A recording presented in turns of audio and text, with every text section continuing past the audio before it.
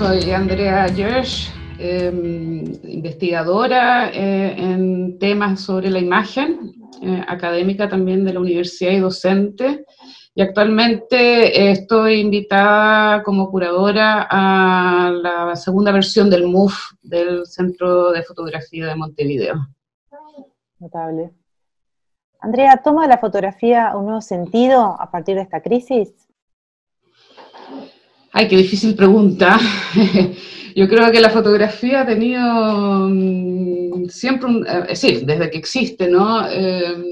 Siempre un rol relevante en la sociedad, para bien y para mal, sin duda, y cada vez ha tomado un rol más preponderante en nuestras vidas, en todo sentido, ¿no? Desde su función utilitaria, la prensa, la publicidad, etcétera, hasta su función comunicativa, de comunicación como un lenguaje. Y sin duda hoy en día que en los tiempos que corremos con esta crisis, que yo no nombro sanitaria solamente, ¿no? Sino en nuestros países una crisis sanitaria, política, económica, que más que nada ha evidenciado todos los problemas preexistentes que teníamos, la visualidad en general, las imágenes en general, la fotografía en particular. Creo que tiene un rol, creo que tiene el mismo rol. Lo que pasa es que ahora hay que responsabilizarse de cómo nosotros las hacemos circular, ¿no? La fotografía tuvo siempre un rol como de resistencia al olvido con los archivos. También ha tenido un rol de transformación de narrativas, ¿no? De contar otras narrativas que estaban invisibilizadas, pero también ha tenido un rol de propaganda. Y yo creo que esos roles y todos los otros roles que ha tenido se han exacerbado en los tiempos que corren, porque ha sido una de las pocas maneras que tenemos de comunicarnos. Ahora, el problema de eso, yo creo que son dos, ¿no? Uno es que la visualidad, las imágenes no son un lenguaje universal, se entienden desde el territorio donde uno las mira, y por ende hay que ser muy responsables hoy en día de las imágenes que hacemos circular, ¿no? De las narraciones que hacemos circular. Bien. Andrea, ¿cuáles prácticas o acciones dentro del campo de la fotografía considerás importantes llevar adelante en este contexto?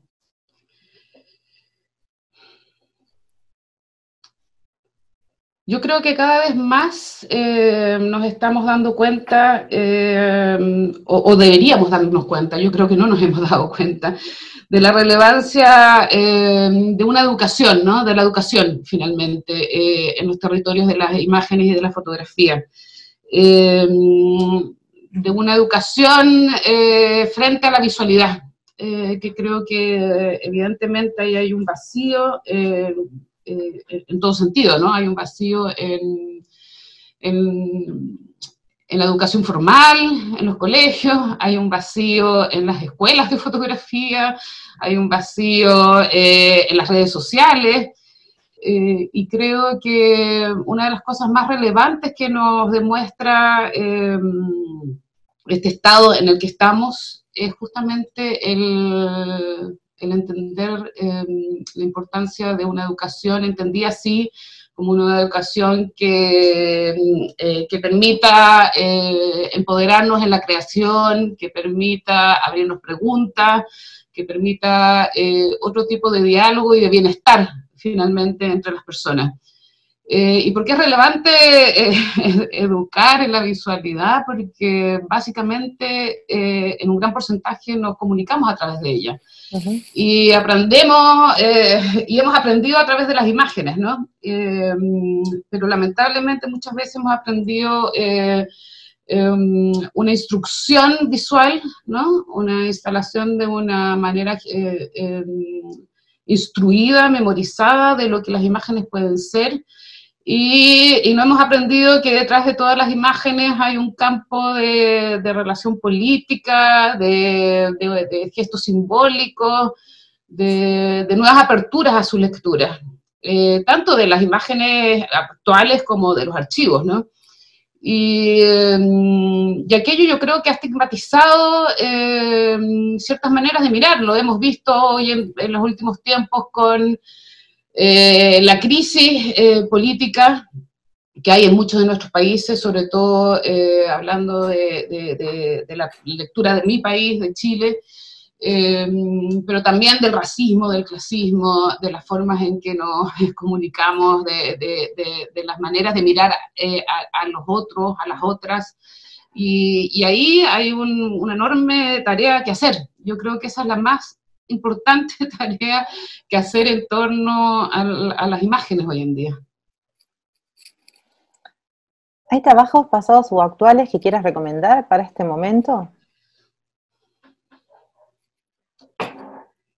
Yo creo que hay demasiados trabajos y muy buenos trabajos y textos, pero no sé si yo creo que hay que recomendar, sobre todo a las personas que están interesadas en el campo de la visualidad, hacerse preguntas acerca de las imágenes. Básicamente hacerse preguntas acerca de las imágenes. Hay un texto como un manifiesto, una instrucción para la mirada de Cora Gabarnik, que básicamente son muchísimas, decenas de preguntas que ella se hace para mirar una sola imagen. Y a mí me parece que es un ejercicio que deberíamos hacer hoy en día, porque estamos tan en este estado actual de confinamiento. Parece que todo reverbera, ¿no? Hay mucho más textos, la gente publica sobre la marcha de los sentimientos, ¿no? Tanto de los les intelectuales reconocidos a nivel mundial, como de las propias prácticas de creación de los artistas. Hay una necesidad de ser observado y de observar o de escuchar, y hay una falta de silencio. Hay falta de silencio, hay falta de observación. Y a mí me parece que más que dar nombres, ¿no? o recomendar cosas, creo que ese texto de Cora es muy, muy importante porque nos permite indagar en todas las imágenes que circulan y en todos los textos que leemos para poder mirar eso fuera de cuadro, ¿no? Para poder mirar fuera de esta pantallita y fuera del encuadre de la imagen, sino que profundizar en el problema real. Bien. Andrea, ¿a qué actividades o proyectos te estás dedicando en este periodo? Bueno, aparte de estar dedicándome a MUF como curadora invitada, sigo haciendo docencia y sigo investigando, por un lado archivos y escribiendo, pero sobre todo creo que lo más relevante en este minuto es poder precisar cuáles serían las metodologías o ciertas metodologías que tampoco son universales para aplicar en esta intención o en esta forma en esta cuestión que me interesa a mí, que es la educación, ¿no? Creo que es momento para ser mucho más precisos en eso. Así que estoy investigando sobre aquello y de alguna manera practicándolo con tantas clases que uno tiene, ¿no? Conversando y discutiendo con alumnos y estudiantes. Sin duda, creo que es importante ese lugar. No sé, uno hace también casa, ¿no? Porque uno dice, ¿a qué te estás dedicando? Y uno se dedica a lo que siempre se ha dedicado, pero es extraño estos momentos, ¿no? En donde el espacio del hogar y el espacio de las relaciones también hay que pensarlas, ¿no? Y hay que darles el tiempo que ameritan. Quizá lo que uno tiene que hacer en este momento, no sé, al menos yo estoy intentándolo, es pensar también en cómo nos transformamos, ¿no? cómo cambiamos los paradigmas en los cuales estamos viviendo, ¿no? Muchas veces pensamos que la eficiencia es importante y nos damos cuenta que es un sistema implantado y que en realidad tenemos que pensar en qué es suficiente, ¿no? Hasta qué queremos efectivamente, cómo nos queremos transformar para ser parte de la transformación que tiene que existir, para estar en un mundo en que podamos autodeterminarnos, que podamos pensar en colectivo, que podamos tener utopías, ¿no? Pero esas utopías que no son rígidas, ¿no? La utopía de pensar que sí podemos entre todos transformar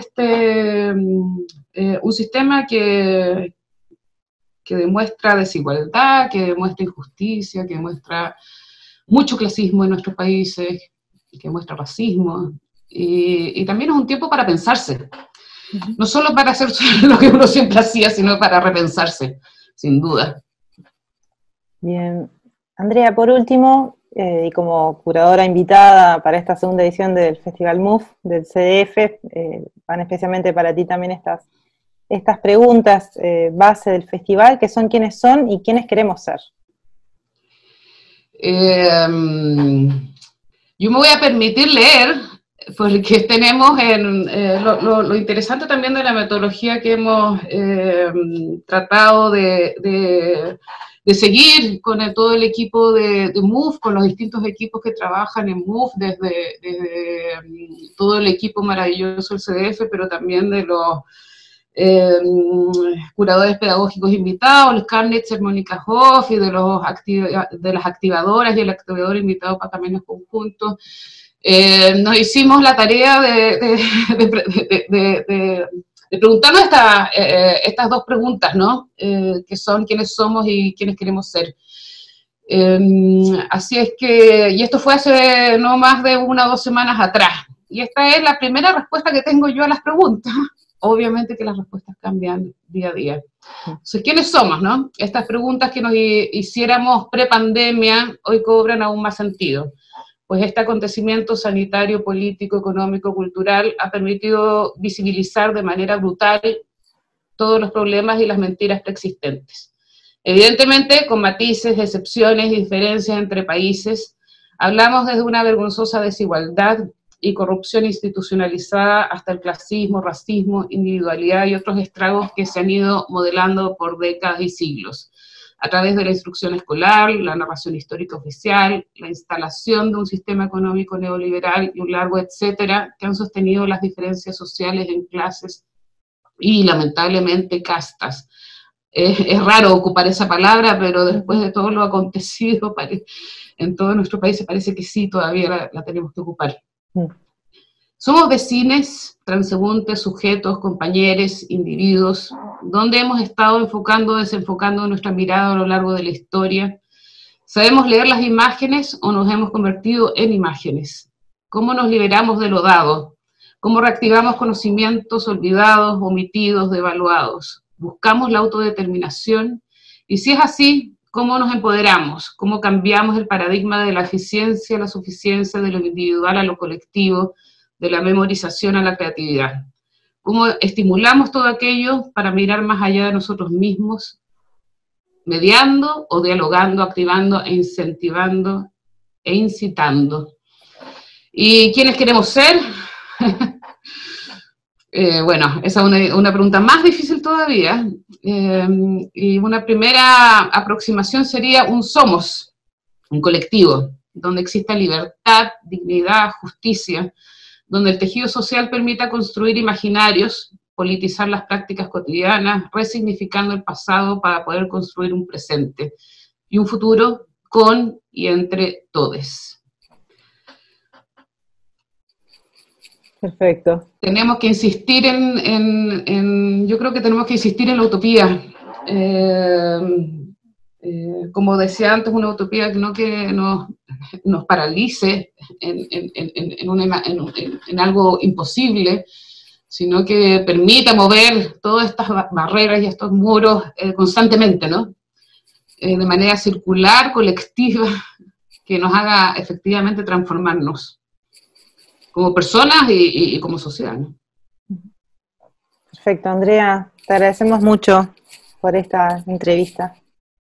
Nos vemos. Gracias, Alexandra, a ti. Hasta luego.